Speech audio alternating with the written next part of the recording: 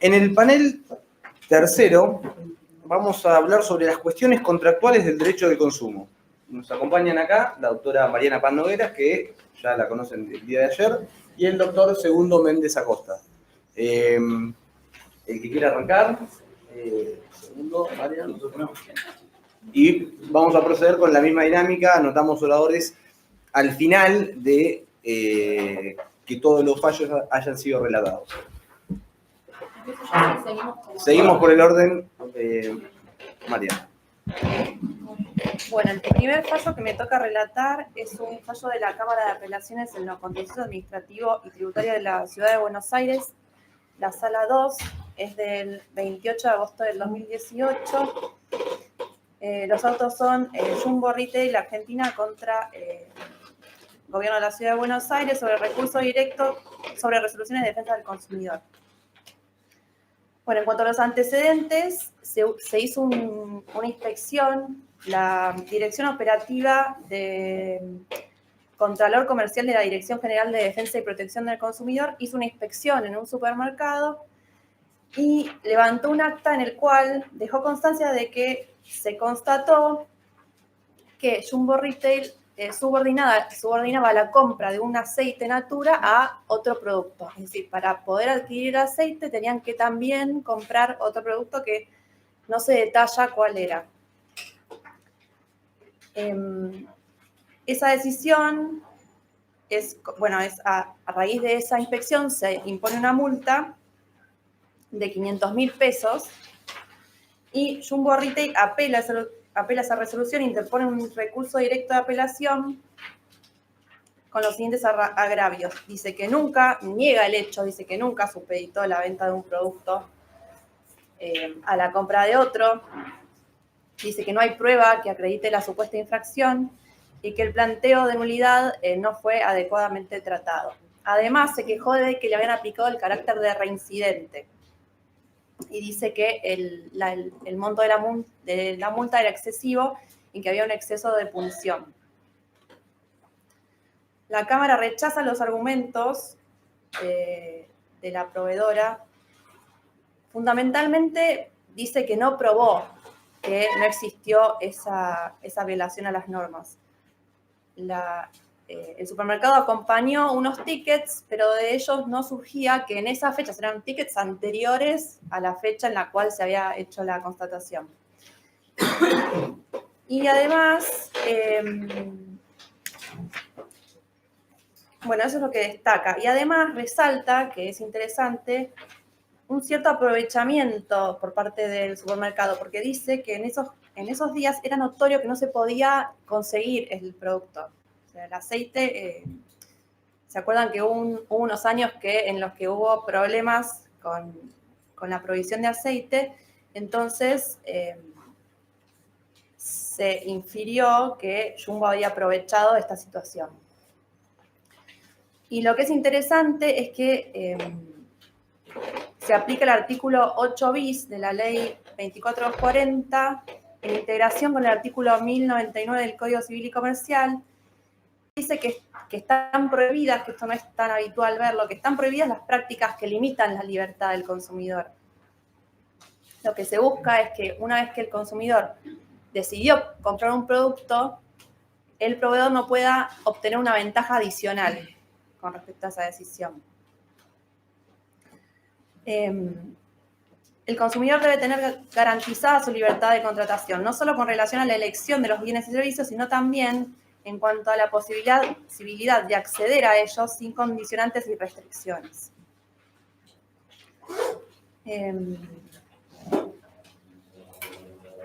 Bueno, eso es lo que tiene principalmente en cuenta, que la demandada no desvirtuó la existencia del hecho que había sido constatado y que tampoco el gerente de la sucursal no había hecho ninguna salvedad en el acta cuando se hizo la constatación.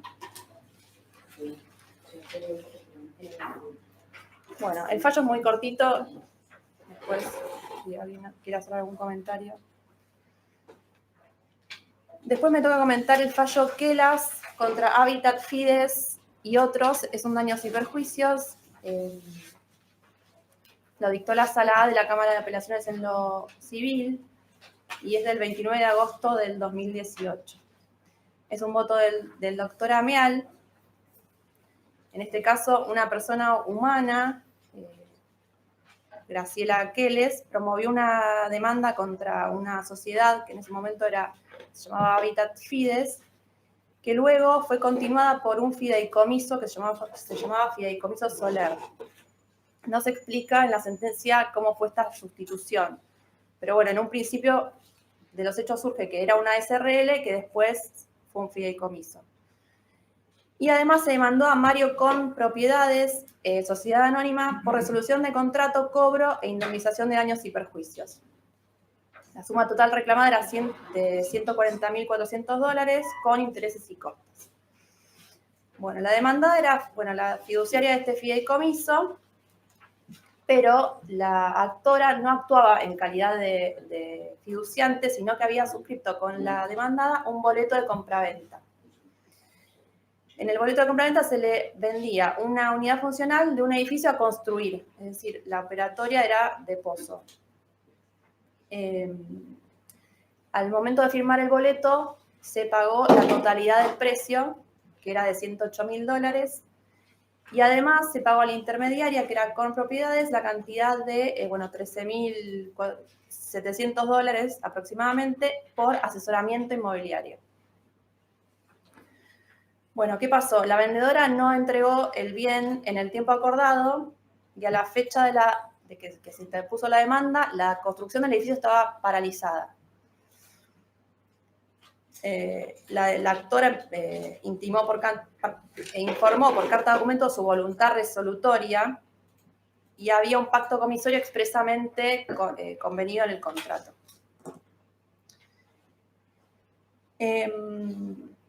Bueno, Mario Con, que era uno de los demandados, señaló que no había intervenido en los hechos y planteó la falta de legitimación pasiva. Que esto es importante porque se trata la responsabilidad de las inmobiliarias, ¿no? Que es lo que más nos interesa desde el punto de vista de la ley 2440. Mario Con dijo que su actividad solo tenía como objeto acercar o intermediar entre las partes y que una vez que se concretó la compraventa, su intervención cesaba. La demandada explicó que pudo construir normalmente hasta el año 2012, que por una devaluación de la moneda tuvo que readecuar los costos y eso derivó en la paralización de la obra. Y además hubo un delito que pasó dentro de la obra, que no se explica cuál fue, pero eso se realizaron allanamientos que dice que también paralizaron la obra. Otra de sus defensas fue que los fiduciantes tenían la voluntad de hacer aportes extraordinarios y que para continuar con la obra y terminarla, y entonces no correspondía la resolución. Recuerdo que la actora no es una fiduciante, sino que era un adquirente por boleto de compraventa. Bueno, en la sentencia de primera instancia, ¿qué pasó? El juez de grado admitió la falta de legitimación pasiva de Mario Con Propiedades. El juez hizo lugar a la demanda y condenó al fiduciario, que era la persona física administradora del fideicomiso, y declaró la resolución del contrato de compraventa y la condenó a devolver la suma que había sido abonada, más el 30% de lo pagado, porque era lo que había sido estipulado así en el contrato, que esto daba el total de $140.000. Todo eso con intereses desde la fecha en la cual la actora había notificado su intención de resolver el contrato y hasta el efectivo pago. La tasa que aplicó, recordemos que es un monto en dólares, era de 7,5 anual directo. Bueno, esta sentencia fue apelada tanto por la actora como por la demandada. La actora se quejó de que se había reducido la tasa de interés y desde el momento que se debían calcular. Y además se agravió por la admisión de la excepción de falta de legitimación pasiva. Bueno, la sentencia analizó en primer lugar que no correspondía a la aplicación del Código Civil y Comercial, sino del Código Civil anterior. En primer lugar, trató los agravios del fideicomiso, dijo que no se le podía oponer a la actora la actitud de los fiduciantes de continuar con la obra, es decir, que era irrelevante para la actora la decisión de los participantes del fideicomiso de terminar o no el edificio. La realidad es que se había incumplido la fecha de entrega. Y después, la demandada sostuvo que el tema de la devaluación era un caso fortuito, o sea, que no había podido prever una posible devaluación. Bueno, obviamente el juez rechazó este argumento, dijo que en nuestro país no se puede alegar que una devaluación sea un caso fortuito, que de hecho cobró el monto en dólares para asegurarse concretar su negocio en una moneda estable, y que la variación de la cotización no fue tan significativa como para asignarle el carácter de hecho fortuito.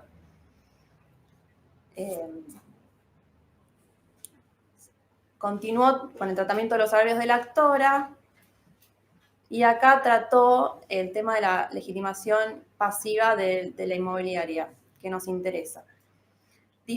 Primero, analiza si corresponde encuadrar o no el caso dentro de la ley 24240, dice que sí, porque se trata de un inmueble a estrenar, y la ley 24240 contempla la adquisición de inmuebles nuevos destinados a vivienda cuando la oferta es pública y dirigida a personas indeterminadas, entendiéndose por tal el inmueble a construirse en construcción o que nunca haya sido ocupado. Entonces, este caso encuadraría en la ley 24240.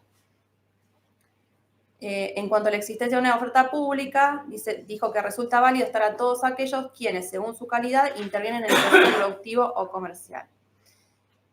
Entonces, con base en la ley 24240,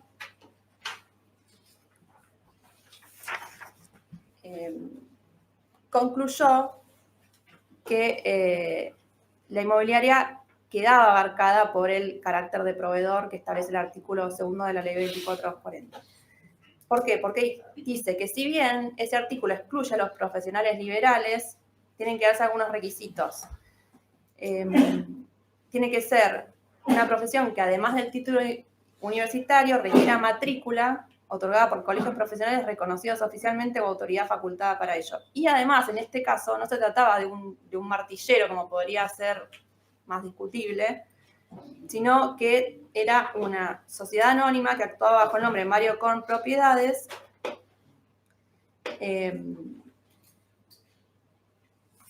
y que no podía ser encuadrado en el supuesto de excepción. Dijo que no se trataba de una persona humana y tenía una calidad de proveedora de una obra o servicio de consumo, lo que imponía su sujeción a la normativa de consumo. Señaló que no obstaba a ello que el señor Ricardo Rubén Con, que era el corredor inmobiliario colegiado, operaba bajo el nombre de fantasía de Mario Con Propiedades, sino que quien había intervenido era esta sociedad y no el martillero. Dijo que el nombre de fantasía no era jurídicamente tal, sino la denominación social de una empresa que por su condición era una persona distinta de los que lo componían. Es decir, el martillero no había intervenido en la operación, sino que el contrato había sido celebrado entre la actora y la sociedad anónima. Por lo tanto, revocó la sentencia de primera instancia que había hecho lugar a la falta de legitimación pasiva y condenó a la inmobiliaria.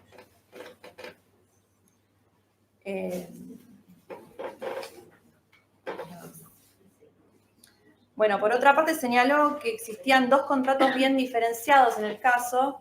Uno era el boleto de compraventa y otro el resultante del asesoramiento inmobiliario llevado a cabo entre el accionante y Mario Korn. Y por último, aplicó los artículos 4 y 8 de la ley 24240 en cuanto al deber de información. Y consideró que las demandadas habían incumplido el contrato en cuanto a la falta de entrega oportuna de la unidad funcional. Y consideró especialmente que la inmobiliaria seguía informando como fecha de entrega en su página de internet el mes de febrero del año 2013, que era la fecha que había incumplido.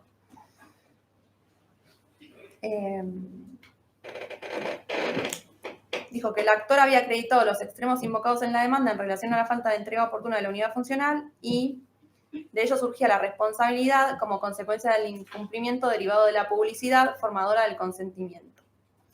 Y confirmó, por último, los intereses que habían sido fijados en la demanda y ¿qué más? Y también la fecha a partir de la cual la misma debía ser calculada. Bueno. Y me queda el último fallo,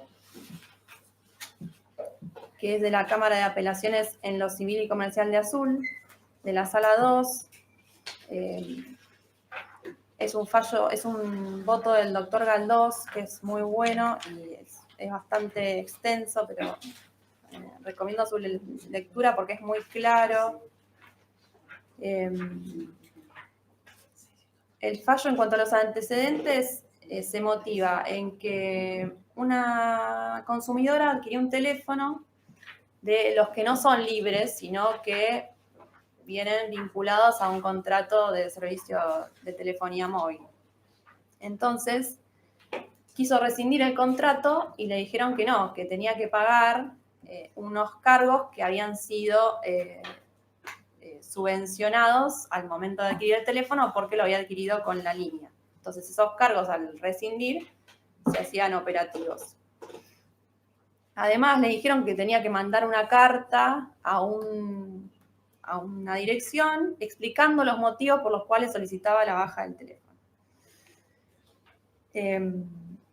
El fallo es muy interesante porque está bien planteada la demanda y también porque la parte actora hace un gran esfuerzo para probar el tema de los daños punitivos, que a veces es lo que vemos que falta, digamos. Se hace hincapié en esta falta de voluntad de los jueces, pero a veces también pasa que no hay elementos en el juicio que permitan hacer una evaluación mínimamente objetiva del monto de los daños punitivos. Otra cuestión que tiene interesante era que la actora, yo no estoy de acuerdo con esto, pero la actora manifestó su voluntad de donar el monto de daños punitivos que le fuera asignado y el abogado donaba los honorarios que le tocaran como consecuencia de la aplicación de los daños punitivos, que tampoco estoy de acuerdo, me parece que no corresponde, pero bueno, fue tenido en cuenta en la sentencia.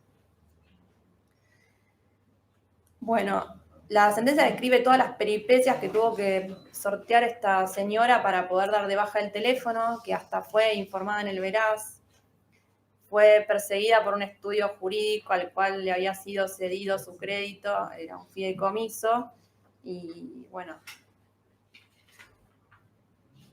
todos sabemos, fue sometida a un acoso para poder cobrar.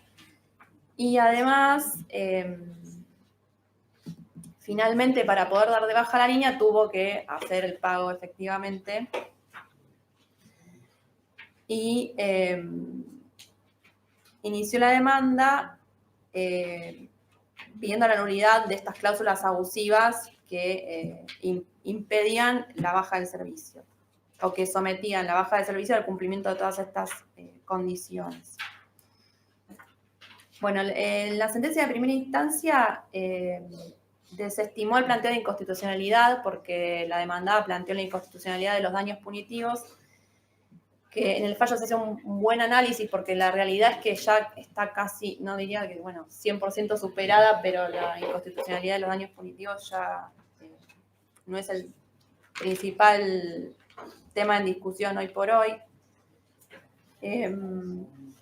Admitió la demanda y condenó a la accionada a pagar la suma de 1 millón de pesos. Dispuso que la condena devengar intereses y el destino era la parte actora. Destacó, por otra parte, también que es interesante la actitud procesal de la parte demandada. Hizo un gran hincapié en esa parte. Lo que vemos también es una reticencia por parte de los proveedores a aportar elementos de prueba que son necesarios y que además están obligados a hacerlo por la ley 2440. En cuanto al tema de la prescripción, consideró que si bien dijo que estaba este problema de establecer el plazo entre la posibilidad de tomar en cuenta los 3 años que establecía el artículo mínimo, que establecía el artículo 50 de la ley 2440 y el plazo decenal, hace un análisis de las fechas y dice que la demanda había sido interpuesta en plazo, cualquiera fuera el plazo que se tomara para establecerlo.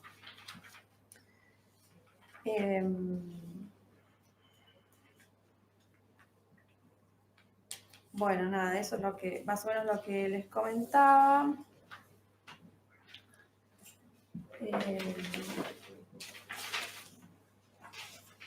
Lo más interesante me parece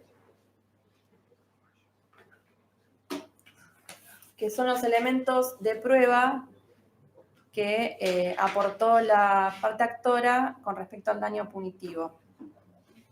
Porque al expresar agravios, al plantear la demanda y al expresar agravios, la parte actora decía que era absurda la valoración de la prueba que había hecho el juez porque pretendía que se computaran varios elementos. El beneficio económico percibido por el dañador, la situación patrimonial del infractor y su participación en el mercado. Además, su accionar doloso y el grado de intencionalidad.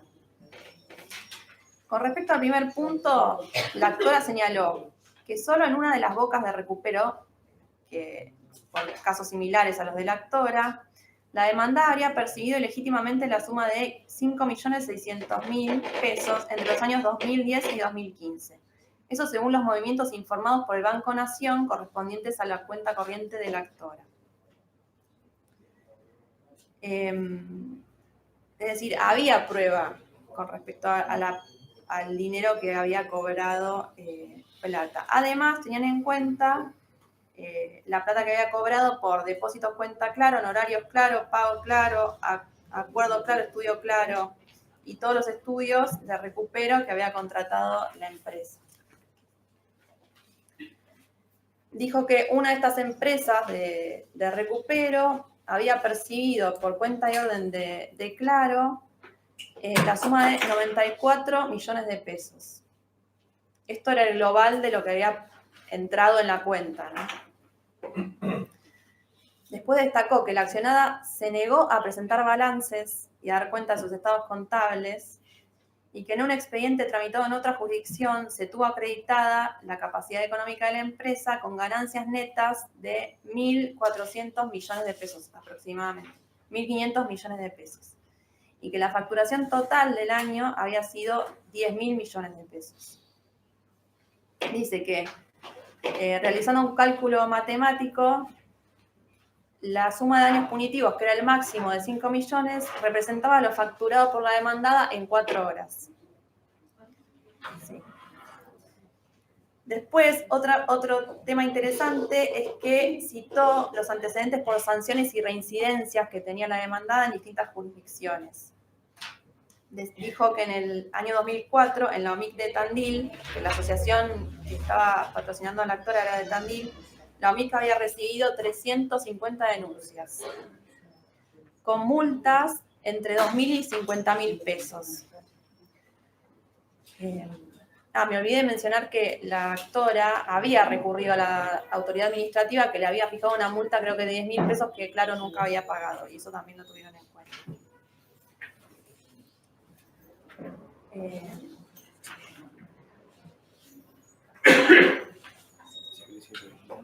Dale. Bueno, el juez destaca la actitud de la actora y su denodado esfuerzo para probar la necesidad de imponer los daños punitivos y la necesidad de que este monto sea tan alto justamente para fuera significativo para la empresa y se abstuviera de volver de repetir esta actividad en el futuro. Pero así y todo, concluyó que no estaba acreditado el monto de los daños punitivos, aunque usted no lo crea. Quiero leerles la frase.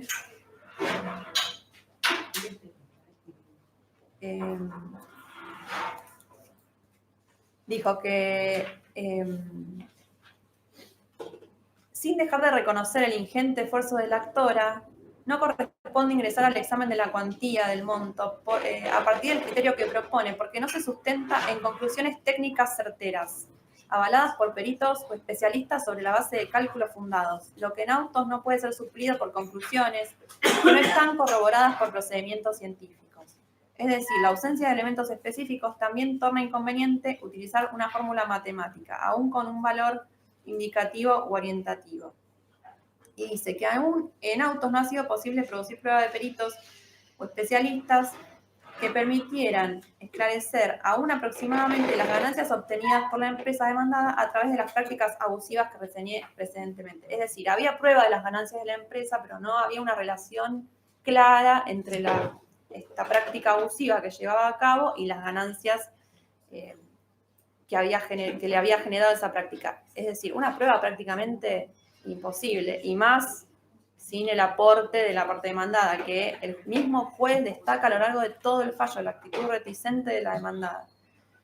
Es decir, que finalmente la Cámara confirmó el monto de los daños impuestos en primera instancia, los elevó, pero poco, creo que a 2 millones.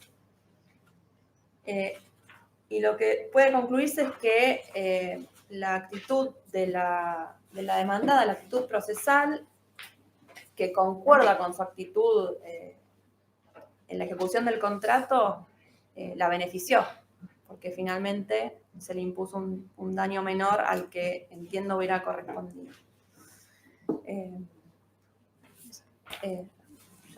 ¿Estamos? Sí. Bueno. Ahora le damos la palabra al doctor Méndez Acosta. Así continuamos con los fallos designados. Buenas tardes a todos y antes que nada felicitar a los organizadores por la realización de estas jornadas y agradecer la invitación. Los fallos que me han tocado, no sé si ustedes por casualidad los tienen ahí cerca, pero uno es Revielo de la Cámara Nacional en lo Comercial Sala B, el otro es Spector de la Cámara Civil y Comercial de Mar del Plata y Fornillo también de la Cámara Civil y Comercial de Mar del Plata, ambos de Sala 3. Empezando por Revielo, y voy a tratar de hacerlo más sintético de modo de fomentar después un poco el debate. Los hechos son los siguientes. Quien afirma su calidad de consumidor y quien es el actor en autos es alguien que había celebrado un contrato de leasing con un banco a los fines de adquirir un vehículo. Obviamente no de comprarlo, pero sí con la opción luego de hacerlo. Ese auto había sido anteriormente adquirido por la entidad bancaria de una concesionaria en un contrato de compraventa. Lo que inicia acá no es un reclamo contra el banco, sino contra la concesionaria, con quien obviamente no tenía ningún tipo de vínculo contractual. Y reclama en función de una serie de reparaciones que le tuvo que hacer y el auto 0 kilómetros había perdido total virtualidad porque había dejado de cumplir la función para la cual lo había adquirido. Le interpone una falta de excepción de legitimación activa en función de que no era el comprador, le dice la concesionaria. En primera instancia le rechazan la excepción, le hacen lugar a la demanda y la Cámara, en lo Comercial, la Sala B, confirma condenando tanto a la concesionaria como a la fabricante a entregar un vehículo nuevo. Y rechaza la excepción de legitimación activa en función de lo siguiente, digamos, el eje argumental tiene dos ejes. Por un lado, de que la ley hoy vigente, aunque se refiere a la ley de leasing, pero hoy es lo mismo en el Código Civil y Comercial, habilita al tomador de la cosa a accionar directamente contra el vendedor.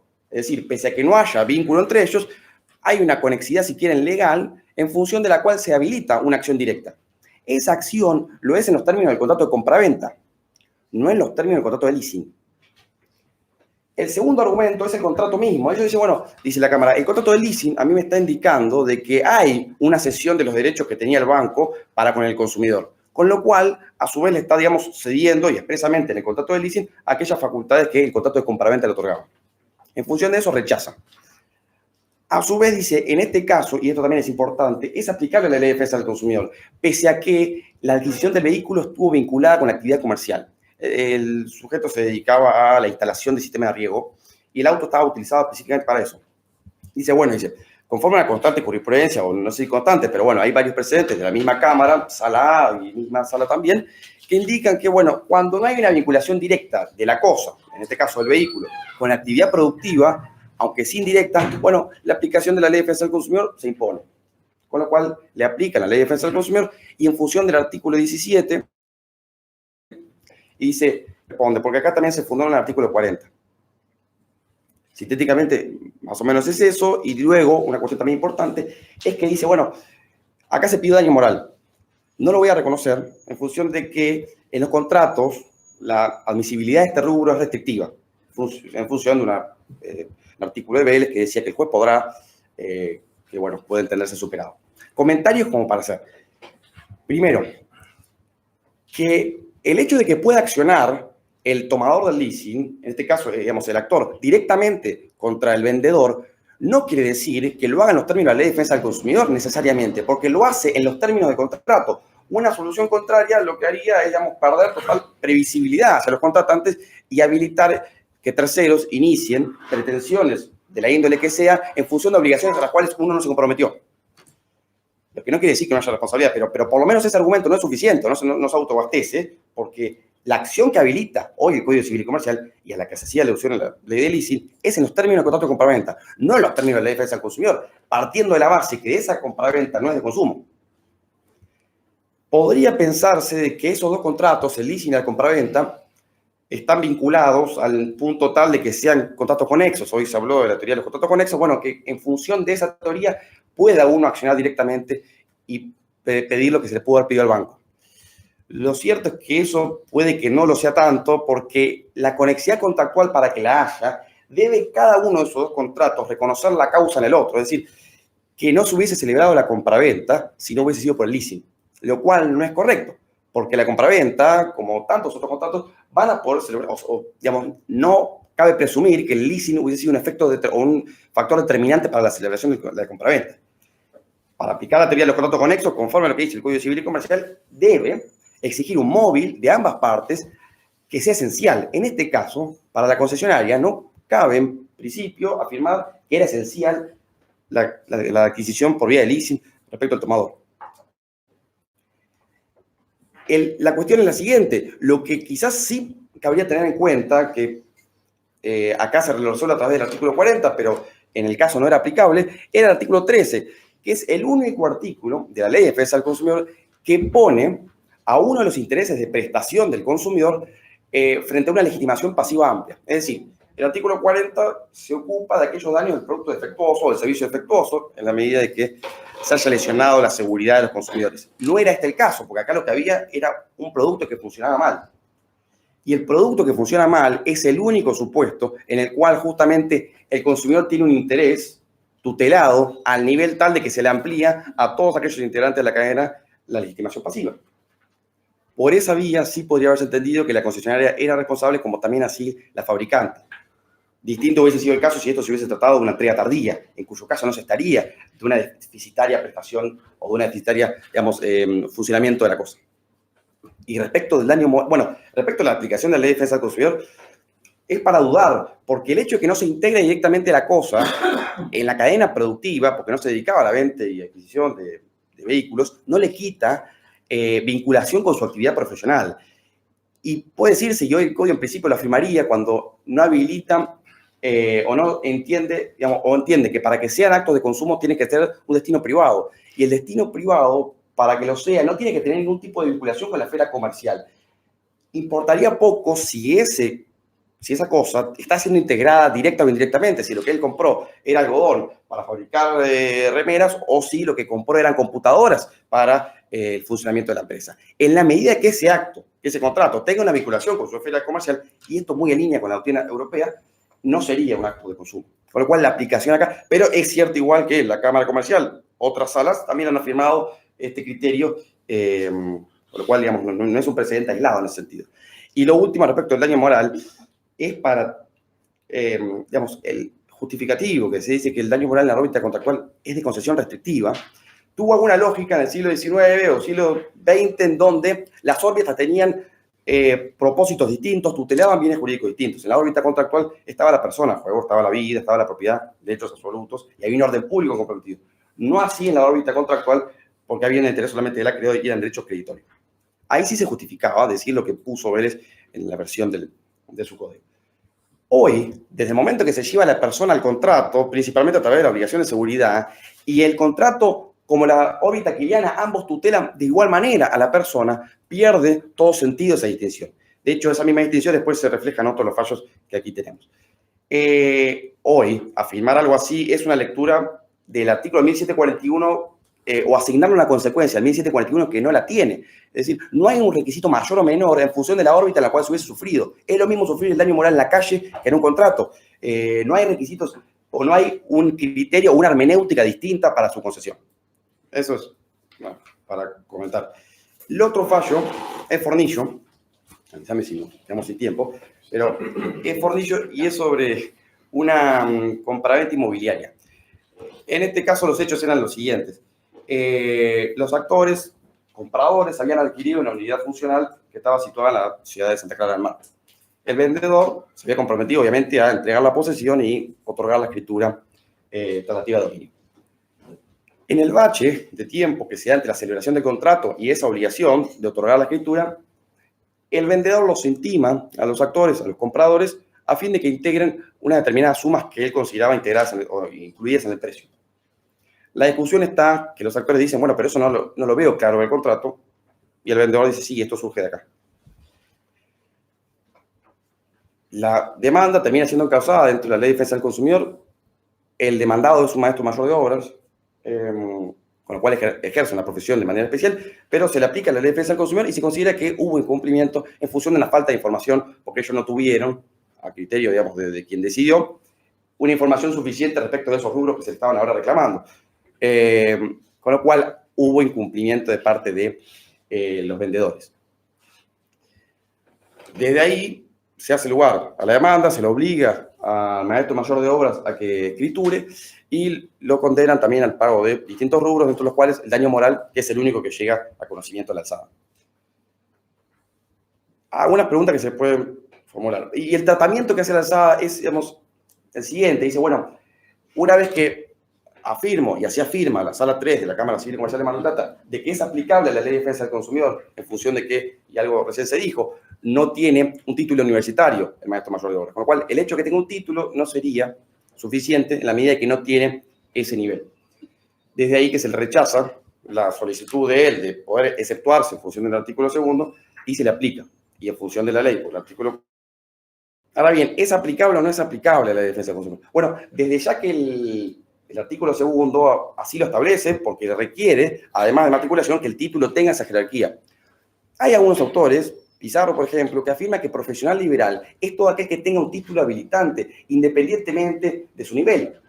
En definitiva, cumplir con los requisitos de habitualidad, especialidad y tener un título, bueno, ella, en la medida que sea emanado del Estado, es ya una habilitación suficiente de que vos estás ejerciendo de manera liberal una actividad con especialidad técnica que te ocupa o te ubica en un lugar similar con independencia de qué nivel tenga tu título. Una doctrina clásica, porque esto que sucede, esto se puede dar de cruces con el 1768 que establece un régimen especial para los profesionales liberales de responsabilidad, eminentemente subjetivo, aunque se le aplican también las obligaciones de resultados. Pero no se les aplica el riesgo, aunque sí el vicio de las cosas. Pero bueno, la teoría del riesgo no se les aplica. Entonces, ¿qué podría suceder? Que de repente haya un trato dispar según se tenga o no título habilitante, porque al que lo tiene título universitario lo excluyo, al que no lo comprendo y le aplico el riesgo, cuando después en 1768 me estaría a mí concediendo un régimen más intuitivo y menos riguroso. Una interpretación que le dé algo de coherencia quizás es una interpretación que parta de definir al profesional liberal con una perspectiva más clásica. La perspectiva clásica indicaba que solamente era aquel que tenía el título universitario. Alterini, que en definitiva es de quien se inspira en 1768, viniendo del proyecto del 98, así lo afirmaba. Si esa es la inteligencia que se tiene, o si esa es la definición que se tiene, no habrían cruces entre las normas del Código Civil y Comercial y la Ley de Defensa del Consumidor.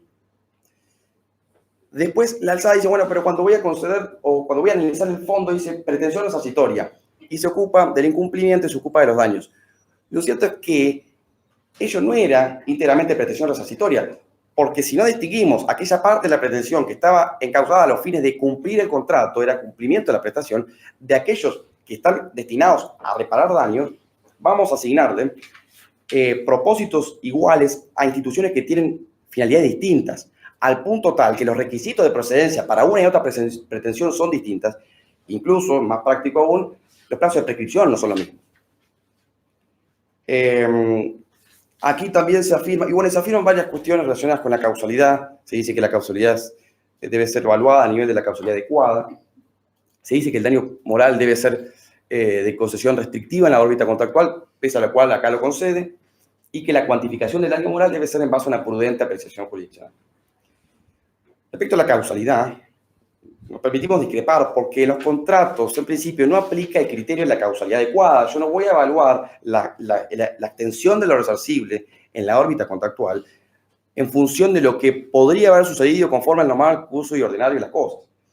El criterio para evaluar la causalidad en materia de contratos, en principio, es la previsibilidad que tenían las partes contratantes, específicamente, y no un hombre medio, y al momento de la celebración del contrato, y no al momento del hecho ilícito, que en este caso sería el incumplimiento.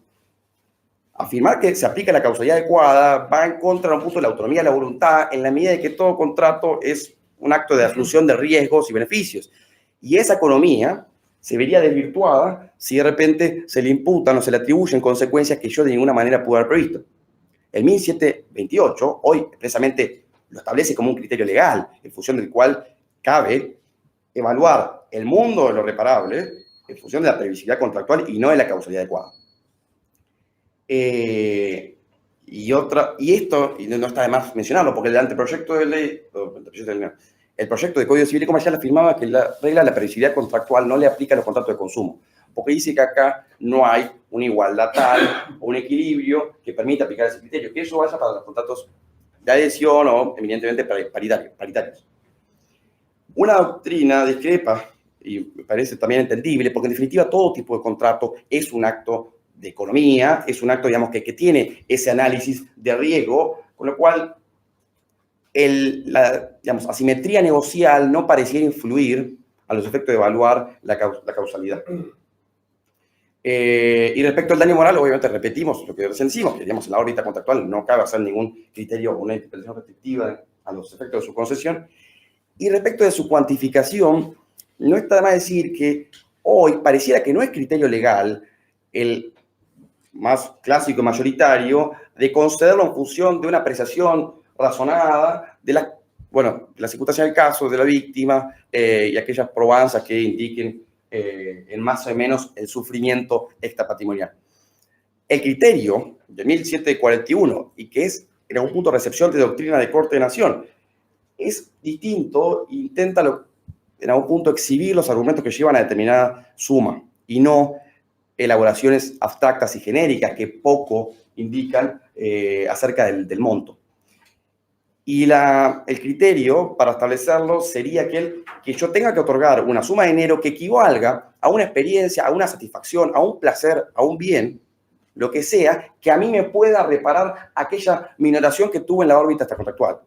Es decir, yo a través del hecho sufrí un perjuicio en mi órbita moral y lo que tiene que hacerse es conceder una experiencia, se hace con viajes, se hace hasta con departamentos o con lo que fuere en función del caso, y desde allí es que se construye la reparación del daño extracontractual. Y el último, y soy más sintético aún, es Spector, que también es de la Sala Tercera de la Cámara Civil y Comercial de Mar del Plata.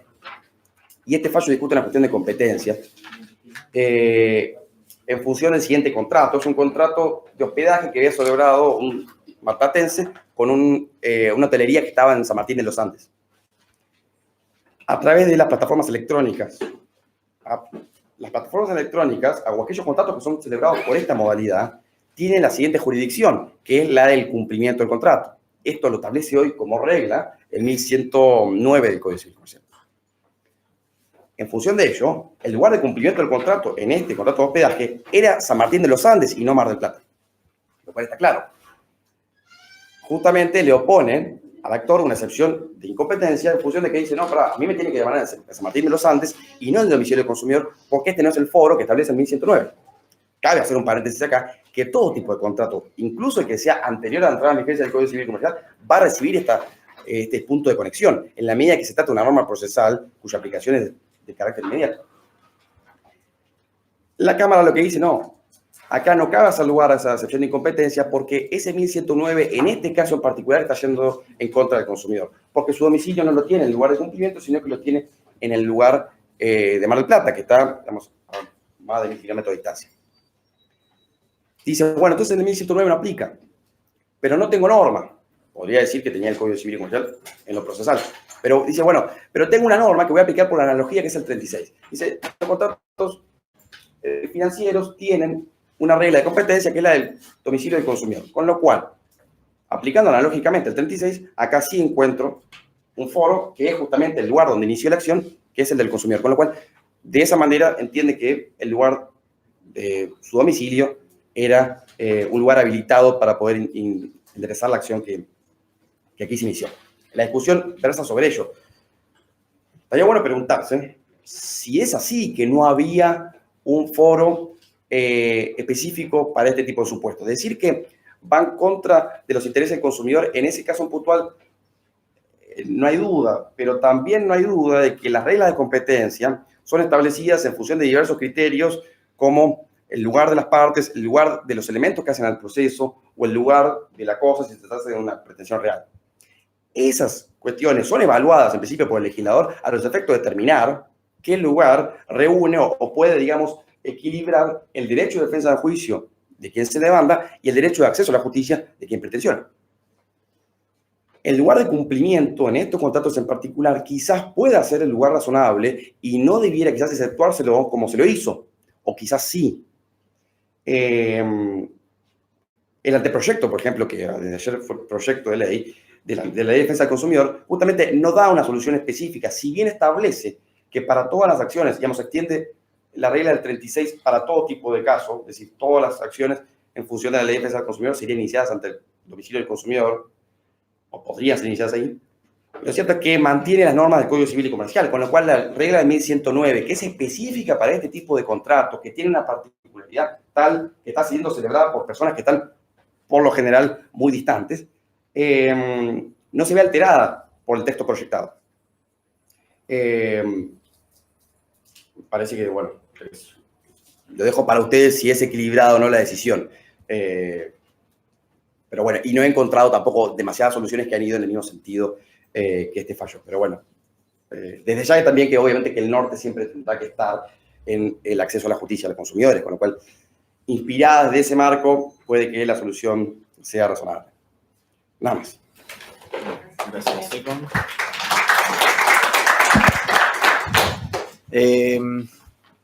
Vemos cuántos son de oradores. Ahora Bueno, sí. Sí, lo hacemos entonces por dado. Lo hacemos uno. El doctor era Tom, ¿no? ¿Alguien más?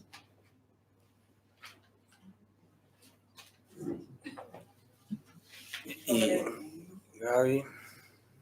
Quería que no, pero bueno. Pero somos muy buenos, porque si no se va a perder. Por eso lo vi muchas cosas que pueden interesar o sumarse al debate. Marcos. ¿Alguien más? ¿No? Bueno, pedimos que traten de ser breves para poder dar pie al segundo panel. Pero bueno. Bueno, interesantes los fallos, muy bien relatados. El tema del corredor inmobiliario. El corredor inmobiliario es un profesional matriculado y hoy, conforme a la legislación, tiene estudios especializados que, si bien no llegan a ser universitarios, son terciarios. Y los estudios nuestros ya dejaron de ser muy universitarios y están pasando en una universidad a ser casi terciarios. Así que yo creo que la protección al consumidor estaría eximida en ese caso, pero hay otra responsabilidad mucho mayor que es la responsabilidad profesional de su actuación. Sí, ya sé lo que me va a decir, que era una sociedad No, que el estaba... contrato lo celebró la sociedad, porque si lo hubiera firmado él, persona Sí. como profesional, Sí, pero una hubiera sido sociedad diferente no la de fantasía. pero Era un- hubiera sido distinta la No era una solución. sociedad Es como anónima. que un abogado firme un contrato por honorarios, una sociedad, no es lo mismo. Pero ¿era un nombre de fantasía o una sociedad anónima? Era una sociedad anónima, Que usaba un nombre de fantasía. Era una sociedad que usaba. Firmaba una Claro. sociedad anónima que usaba El un nombre contrato de lo firmó fantasía. una sociedad anónima. Esa es la gran diferencia. Bueno, en ahí este ya está haciendo una infracción grave a la ley de corredores inmobiliarios, donde tienen que actuar en forma personal en las operaciones de compra-venta. Sí, de hecho el contrato, no me acuerdo acá el título que le ponía, pero era como un asesoramiento, era que prácticamente que estaban buscando eximirse de la responsabilidad como corredor inmobiliario, me parece. En el tema del leasing, también es bastante interesante la cosa. Fíjate, un auto que estaba dedicado, a nosotros nos tocó una vez con un tema de un tractor. La compra de un tractor, donde cuando quisimos reclamar por protección al consumidor, nos dijeron que es parte del circuito o sea, que no corresponde la protección al consumidor. Ahora, yo siempre pongo el ejemplo, si compro una corbata para ir a una fiesta, hoy no se usa la corbata, pero bueno, hoy se han puesto de moda andar sin corbata, pero si yo compro una corbata para ir a una fiesta o la compro para ir a tribunales, es la misma corbata y soy la misma persona. Yo creo que acá la definición del consumidor debiéramos usar un concepto contable. Si ese bien está como un bien de cambio o está como un bien de uso. Si es un bien de uso, yo creo que merecería la protección al consumidor. Si es un bien de cambio, no. Y en el leasing es un caso muy especial que hay que tener mucho cuidado, porque el banco otorgante del leasing, en este caso, no tiene que ser responsable. Fíjate lo que pasó cuando se hace el anteproyecto de reforma del Código Civil y Comercial. Se había discutido mucho en la 25.248 el tema de la aplicación del 1113 al dador del leasing, porque el dador del leasing era el propietario registral del vehículo. Cuando se hace el proyecto de reforma del Código Civil y Comercial, no se dieron cuenta de que se había modificado la ley de la 24.144, creo que era la 25.248, se había modificado, 24.421, la 25.248, se había modificado. ¿Por qué se había modificado? Sacándole eso. En la original era una responsabilidad en el tema de accidentes de auto. En la 25.248 dejó de ser una responsabilidad en los accidentes de auto. Cuando se hace el anteproyecto de reforma, se vuelve a la redacción anterior. Ahí nomás se dan cuenta, por las reclamaciones que hacíamos todos, de que se habían equivocado. Si vos, el dador de leasing es un financista. No está en la cadena de comercialización. O sea que yo creo que no tendría legitimación para actuarse contra él.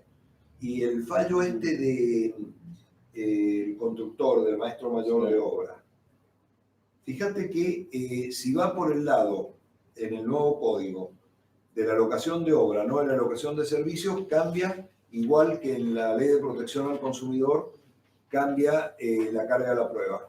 Porque la carga de la prueba pasa a ser al revés, ¿no es cierto?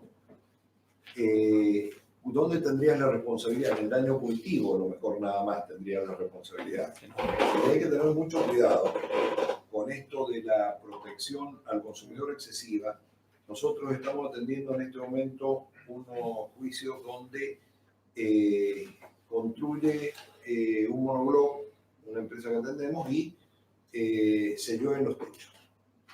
Lo cumple conforme el IPB. Cuando se llueven los techos, se arregla de inmediato. Y se arregla adentro del departamento, se arregla todo. Mete en juicio de protección al consumidor diciendo que la humedad había generado un miedo terrible a poder estar dentro del departamento y porque estaba generando miedo a las enfermedades broncopulmonares que se podían llegar a tener. Reclaman daño y daño punitivo. Con el daño le hacen lugar, está en la Cámara ahora, a la primera la sentencia que salió, y no le hacen lugar con el daño punitivo. pero ya le hacen lugar con el daño cuando la empresa constructora actuó con total responsabilidad y inmediatamente solucionó el problema. Y ese daño a la humedad y que me puede enfermar una cuestión broncopulmonar y todo lo demás, es una exageración. Si entramos a exagerar el tema de la protección al consumidor, que yo veo que acá hay mucho de defensa de la protección al consumidor, ¿no es cierto? Y es bueno, tiene que haberlo, pero si la entramos a exagerar, podemos llegar a encontrarnos con un boomerang donde se nos entre a atacar la protección al consumidor. Creo que tenemos que buscar un justo límite. Perdón si me entendí. No, está bien. Sí, También, gracias. si puede ser, por el tiempo pedimos un poco más breve. Listo, listo. No, el fallo de Claro hay un montón de causas iguales y un montón de casos que no llegan a causas por este tema, gente que ha pagado para dejarse el problema encima. Era muy interesante aplicar un impunitivo fuerte y además, y vuelvo a algo que comenté antes, ¿no? Digo, el juez cuando recibe esta demanda ya puede ir pensando en, tiene facultades para él pedir que se produzca determinada prueba, ya tiene que ir pensando que va a tener que aplicar un impunitivo porque seguramente conoce esta situación como lo sabemos todos, es muy habitual, es muy común y demás. Entonces creo que cuando el Código Civil habla del deber de prevención y dice que todos estamos obligados a impedir, disminuir la producción de un daño, también le cabe al juez cuando está trabajando de juez, haciendo sentencia, llevando un expediente. Entonces creo que se incumple el deber de prevención no haber producido prueba en este sentido por parte del juez, porque el abogado vamos a suponer que pidió mal, que es un poco lo que da, por mucho esfuerzo que haga, pidió mal.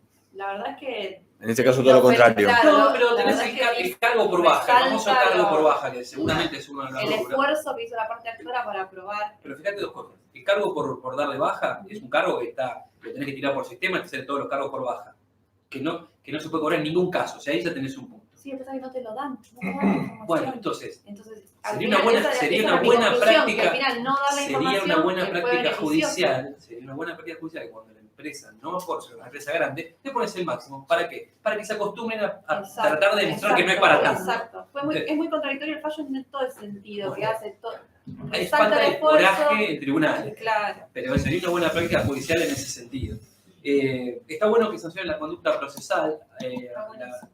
La doctora Agustina había comentado algo respecto a las aseguradoras. Yo sostengo la teoría de que el abogado que representa a la empresa, ante un consumidor que está reclamando en tribunales, el consumidor sigue siendo consumidor y el abogado todavía le debe trato digno. Y las respuestas que se ponen en la demanda no están en sintonía con el trato digno, porque se lo trata de mentiroso, de esto, de aquello. Y después las no propuestas también es un problema con el trato digno. Y esto creo que hay que sancionarlo. Hay un fallo. Curry en Mar del Plata, perdón que me interrumpa, fue el puntapié inicial de esto que estás diciendo, del abuso procesal y de la condena en cuanto al quantum del daño punitivo, por ese abuso procesal, por ese dilatar el proceso. Y bueno, hay un fallo, no me acuerdo si es en Chubut, no me acuerdo, que sancionan a un asegurador por contestar una carta de documento diciendo no vamos a cubrir el siniestro. Nada más. Bueno, el problema de trato digno, ¿no?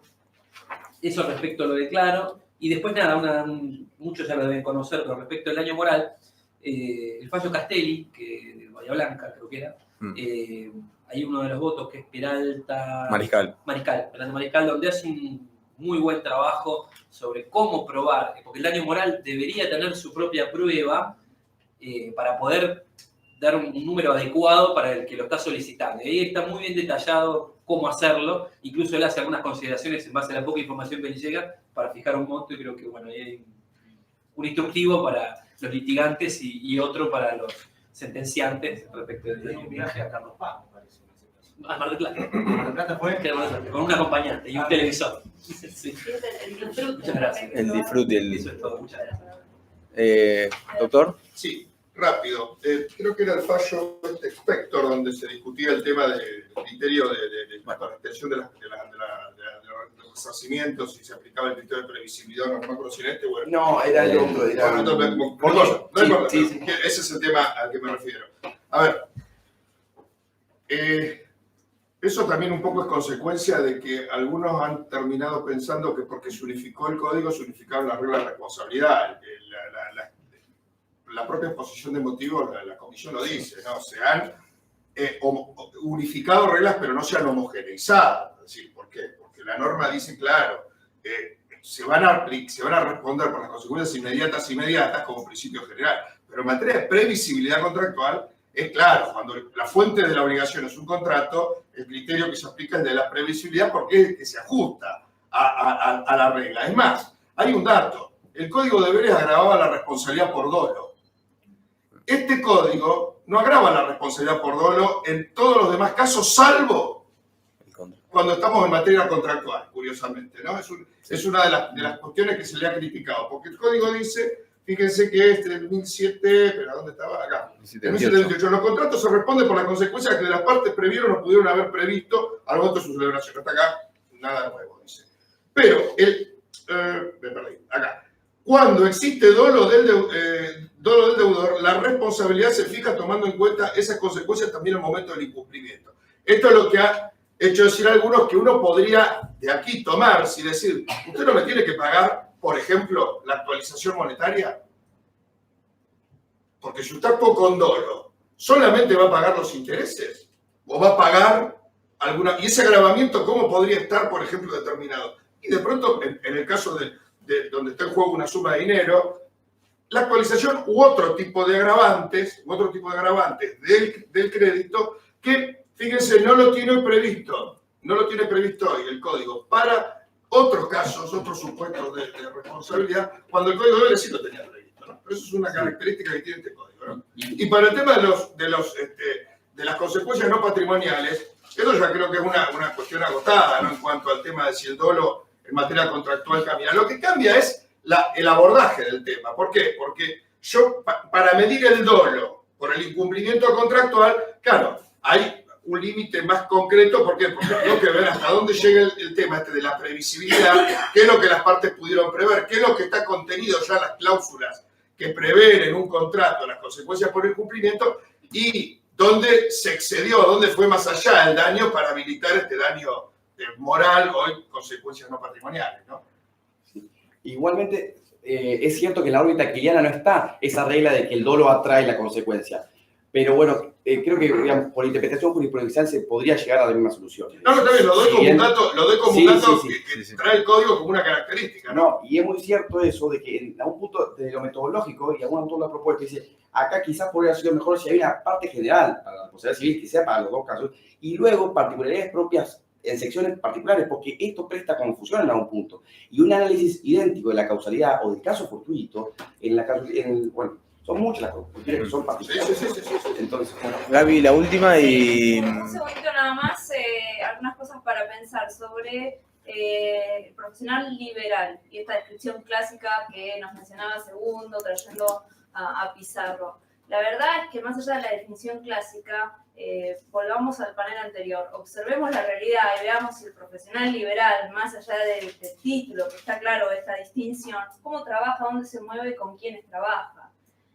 Son más los casos de excepción que encontramos a ese profesional liberal que tiene el contacto directo con sus clientes. Existen, no digo que no, pero observemos todas esas cuestiones de hoy, el profesional liberal, cómo se despliega su actividad dentro de la sociedad. ¿Se despliega de la misma manera que lo hacía hace 50 años? ¿Tiene el mismo vínculo de relación de confianza con sus clientes? Bueno, pensemos eso, no solamente ver si el título, quién lo emana, quién no lo emana. Y después también, que lo pienso todo el tiempo, esta exclusión, claramente, permítanme decir, es una arbitrariedad del legislador, piénsenlo como ustedes quieran, en protección de un sector de la sociedad, de una elite que llega a tener su título y que trabaja liberalmente. Lo tengo que decir porque si no, esto me contraría a mi propio pensamiento, decir, bueno, ¿cuál es el justificativo? A veces no lo encuentro, siempre me quedo en esa conclusión. Luego, con relación a, ajustar lo del daño moral que ya lo dijimos, y a veces, y esto ya termino, de forzar, yo a veces veo cómo se fuerza de tratar de que el caso entre dentro de la 2440. No, permítame disentir esto de la mayor protección, eso creo que nosotros, quienes, o por lo menos en mi caso, no me parece que traiga ninguna distorsión al mercado, sino que la mayor protección ayuda al mercado, ayuda al funcionamiento, con lo cual no le tengo miedo a la mayor protección. Pero tengamos en cuenta que forzar muchas veces situaciones dentro de la ley del consumidor, nos olvidamos que la ley del consumidor generó un efecto expansivo dentro del ordenamiento del derecho privado y incorporó normas que aun cuando están dentro de la 24.240 permiten una protección muy similar. Cierto que hay diferencias desde el punto de vista procesal, etcétera, que las sabemos, no las quiero reiterar, pero a veces la discusión empieza a pasar si es consumidor o no es consumidor, tenemos esos grises, esas teorías extremas de un lado y del otro, y nos perdemos de vista que con el contrato de adhesión, aun cuando no es un contrato de consumo, hay muchas protecciones, cláusulas abusivas, responsabilidad, como miedo al factor de atribución, etcétera. Con esto... Bueno, sí, yo me había anotado para hablar, pero bueno. Hable mientras yo me preparo. Mientras está preparando. No, lo único que quería destacar que el caso del maestro mayor de obra, que justamente como decía recién Gabriela, por cómo se reguló el contrato de obra en el Código Civil y Comercial, como también lo dijo el doctor, la protección que tenía la parte contratante que considera que el contratista incumplió en su obligación en función de cómo se categorizó a la obligación del contratista en el contrato de obra, remitiéndose a las obligaciones de hacer, regulando dos supuestos de obligaciones de resultado intermedias, digamos, atenuada. En el contrato de obra, si el maestro mayor de obra se obligó a entregar un resultado concreto, la parte que quiere imputar el incumplimiento solamente debe probar que el resultado no se logró. Y por eso, justamente era más fácil y nos evitamos la discusión de si había una violación al deber de información, porque el incumplimiento iba a ser más fácil de probarlo, pero nada. Quizá el condimento era poder reclamar cuestiones, el daño punitivo o, digamos, la gratuidad para acceso al proceso como un tema que tocamos mucho el día de ayer, que podría haber sido otra ventaja que hubiera querido, la competencia, o no solamente el daño punitivo, hay varios aspectos que tutelan cuando se ampara el reclamante en base a la Ley de Defensa del Consumidor. Bueno, vamos a dar pie al siguiente panel. Cuando vuelva